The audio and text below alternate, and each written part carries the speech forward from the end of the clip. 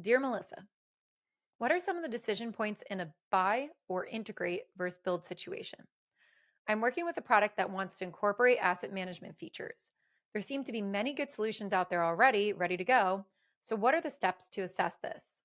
Now, when you're thinking about building versus buying, the first and most important question that you want to think about: will this new feature set or the thing that you're buying be delivering on the core value proposition for your product? So, for example, if you are delivering a SaaS product that helps people do market research, is it a market research function? Is it the knowledge behind it? Is this the core value proposition that they're actually buying? That's what you want to assess.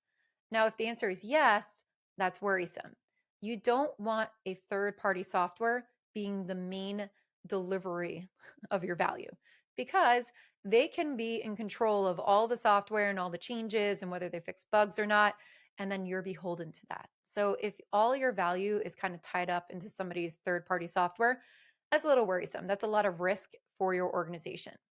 But if you answered no and you decided, hey, this isn't our core value proposition, this is more adjacent, it's something that enhances, it's definitely something we want, but it's not our core value proposition, then you might want to consider buying or integrating with somebody. So think about that first. And the way that you could think about it as well is saying that we want to spend our hard development hours on things that are going to help us innovate to deliver that core value proposition, right? Like that's where you want to keep your budget. So, in adjacent products or things that are maybe supplemental to that value proposition, that's where we're going to look at buying or integrating. It makes it more powerful, but it doesn't tie up all of our value in somebody else's third party application. Now, one thing to look at is, does this product do everything that you need? And think about it as well from a short term perspective versus a long term perspective.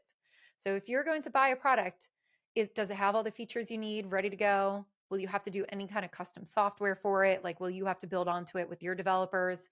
How easy is it to integrate? Will it actually involve any developer capacity? And then you want to think about that over time. So, is it good for right now? What about in 3 years? What about in 4 years? Now, there's a lot of good benefits to buying something to get it out to market faster in the short term, knowing that you're going to innovate or build your own later. So that might be a strategy or a plan. So buying things can help you realize that value, sign people up fast, especially if they've been asking for it. So consider, is this a long-term plan or a short-term plan? If it's a short-term plan, it doesn't have all the bells and whistles you want, but it's going to get you to market and you do have a plan to actually build your own on the back end, eventually do that, right? Like that's a very good technique. If it doesn't have everything that you need and it will be selling your value short, maybe you shouldn't buy or integrate. Maybe you should actually look at building your own. Another thing to look at is cost.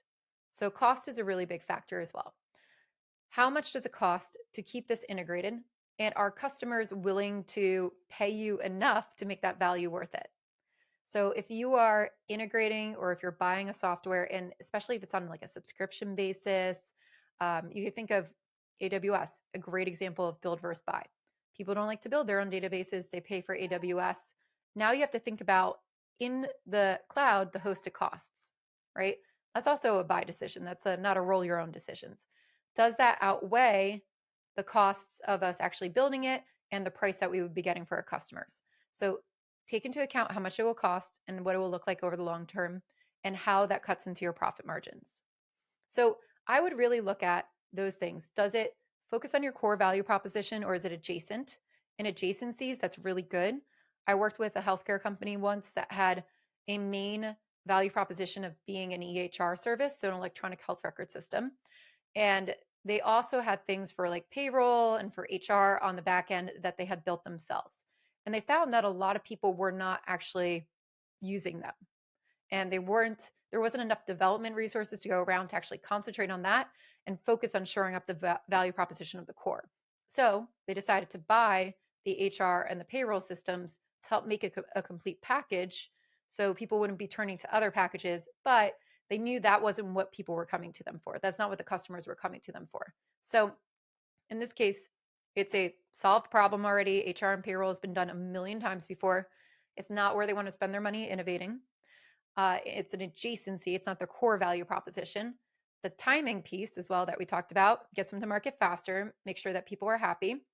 And then also the cost was enough to justify the price that they were charging for the whole product. So that's really the things that I would look at. And I hope that helps you on your build versus buy journey.